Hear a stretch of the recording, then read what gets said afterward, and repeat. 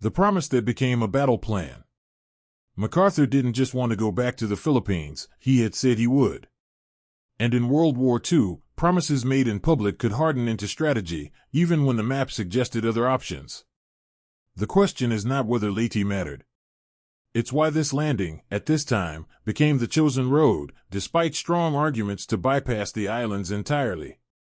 Because behind the triumphant posters and speeches was a cold dilemma: was Leyte the fastest way to defeat Japan, or the costliest detour made inevitable by politics, pride, and alliance bargaining? 1944, the Pacific clock is ticking. By mid-1944, the U.S. war machine was accelerating. The Central Pacific Drive, Gilbert's, Marshall's, Marianas, had pushed American airpower closer to Japan. The capture of Saipan and the other Marianas opened a new reality. B-29 bombers could, at least in theory, strike the Japanese home islands. But distance still ruled everything. Every advance needed ports, airfields, fuel dumps, repair yards, and shipping lanes protected from submarines and air attack. And Japan's defensive perimeter wasn't just a line, it was a network of islands tied together by sea routes. One of the most important of those routes ran through the Philippines, a strategic choke point between Japan and its oil and raw materials coming from Southeast Asia. Key players: MacArthur, Nimitz, Roosevelt, and two wars inside one. The Pacific wasn't one unified campaign. It was two giant offensives moving on separate axes. On one side was General Douglas MacArthur, commanding in the Southwest Pacific, arguing for a return through New Guinea into the Philippines. His motivation mixed strategy with something personal. The fall of the Philippines in 1942 had been a humiliation, and his vow, "I shall return," often quoted, exact phrasing varies in retellings, became a public commitment. On the other side was Admiral Chester Nimitz, pushing across the Central Pacific with carrier power and amphibious strikes.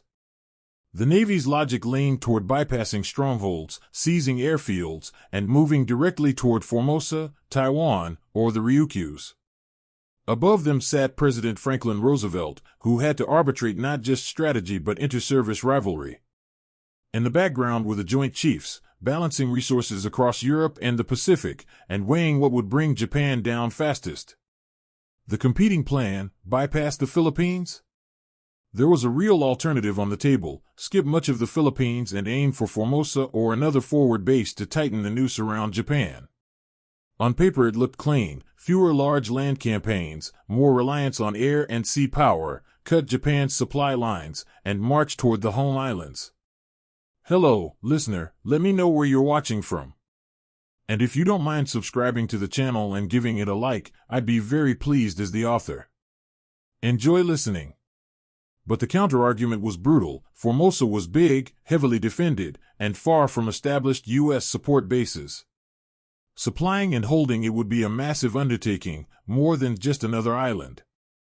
The Philippines, by contrast, offered multiple sites for airfields and harbors, and once secured, could sever Japan's southern supply routes.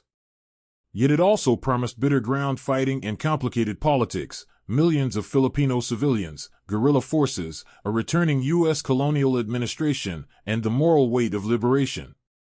Decision point: Leyte becomes the keyhole. The shift toward Leyte crystallized in late summer and early autumn 1944. The U.S. had gained momentum after successes in the Marianas and in New Guinea.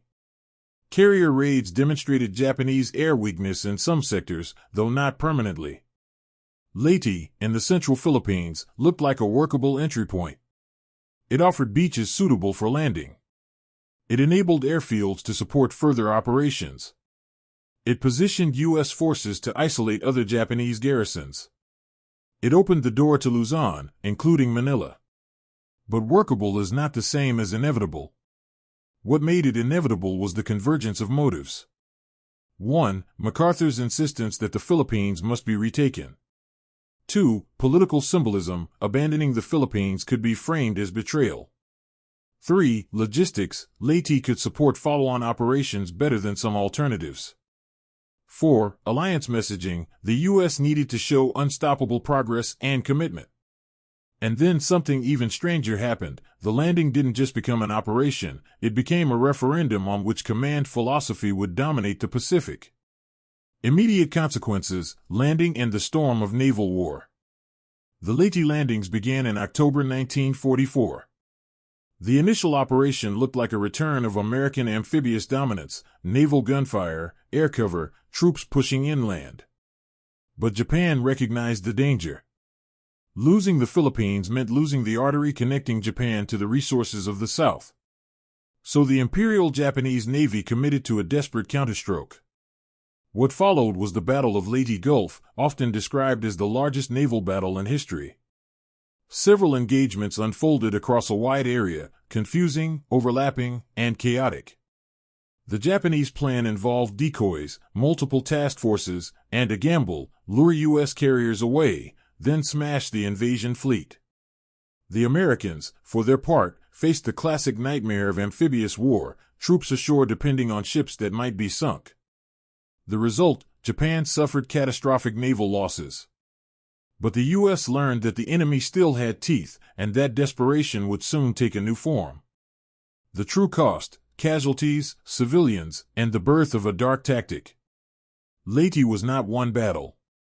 It was the start of a Philippine campaign that spread and intensified. The fighting expanded into brutal terrain, weather, and supply difficulties. For Japanese forces, cut off and short of supplies, surrender was rare. For American and Filipino forces, clearing positions became slow, lethal work.